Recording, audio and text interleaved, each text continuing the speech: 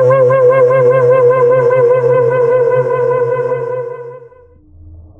ever get that feeling? Like something's watching you, but when you turn around, nothing's there? Yeah, that feeling. I never used to believe in that kind of stuff. I was the logical type. There's an explanation for everything type. Until last weekend, I had a rough couple of weeks. Work stress, life stress, just too much noise. So I did what I always do when my head gets too full. I packed up and went camping. Alone. I've done it before. Plenty of times. There's something about being deep in the woods, away from everything, that helps me reset. Hollow Forest was my destination this time. A place I'd never been, but I'd read about. Secluded, beautiful, perfect, or so I thought. The drive out was long, winding roads cutting through miles of dense trees. No cell service, barely any signs of life. Just how I liked it. When I finally reached the trailhead, the sun was beginning its slow descent, casting golden streaks through the branches. I parked, grabbed my pack, and hiked in. About 3 miles in, I found the perfect spot. A small clearing, not too open, just enough space for my tent. A stream nearby for water. The smell of damp earth and pine filled the air. It was peaceful. For a while. I set up camp, built a fire, and cooked a quick meal. The sounds of the forest surrounded me. Crickets, rustling leaves, the occasional owl. It was comforting, like the woods were alive, breathing with me. Then I noticed something. The sounds were changing. Not stopping exactly, but shifting. The crickets seemed to quiet down, their chirps slower, more spaced out. The wind through the trees had an odd weight to it, like something was moving just beyond the firelight.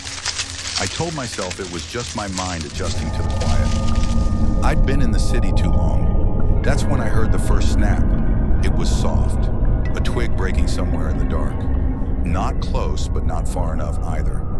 I shone my flashlight toward the sound. Nothing but trees.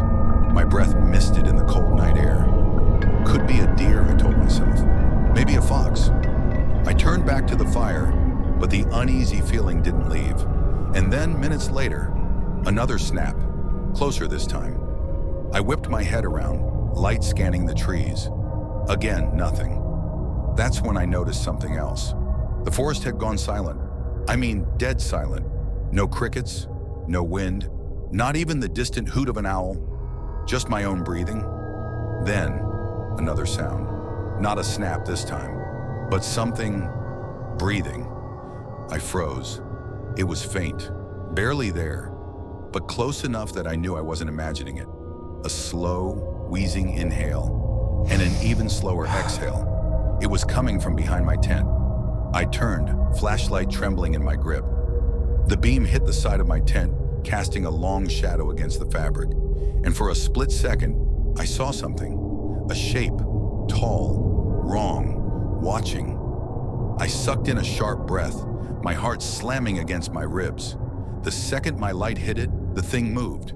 Not away, not toward me, just out of sight, like it had never been there. I stood there for what felt like hours, staring into the dark, every muscle in my body locked up. But nothing else happened. Eventually, I convinced myself it was a trick of the light, that I was just seeing things. I should have left right then, but I didn't. I forced myself to lie down, zipped up inside my sleeping bag, knife under my pillow. I listened, I waited, and somehow I drifted off, until something woke me up. Not a noise this time. Not exactly.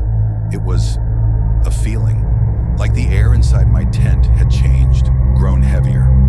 I opened my eyes, groggy, confused. Then I saw it. The tent fabric was moving, not from wind, not from me shifting around. It was pressing in, like something was standing right outside. I stopped breathing. My hand tightened around my knife.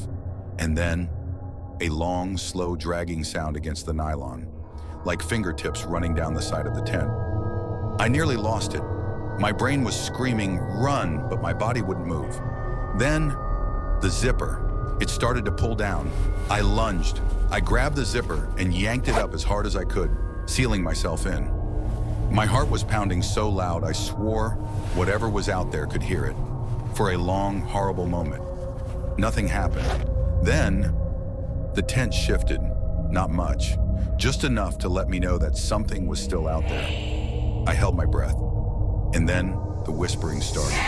It wasn't words, not really, just a soft, breathy murmur. Too low, too wrong to be human. I wanted to scream. I wanted to run, but I couldn't.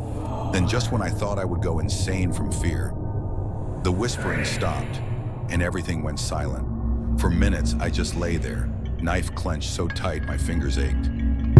Then, footsteps, slow, heavy, walking away from my tent. I didn't move. I barely breathed. I just waited. The rest of the night passed in agonizing silence. When the first light of dawn hit, I bolted out of my tent, grabbed my gear and ran. Didn't eat, didn't break camp properly, just ran. And as I hiked back, I noticed something. My footprints, the only ones on the trail. No sign of anything or anyone circling my tent. No other tracks, like whatever had been out there had never needed to walk at all. I don't know what I saw that night.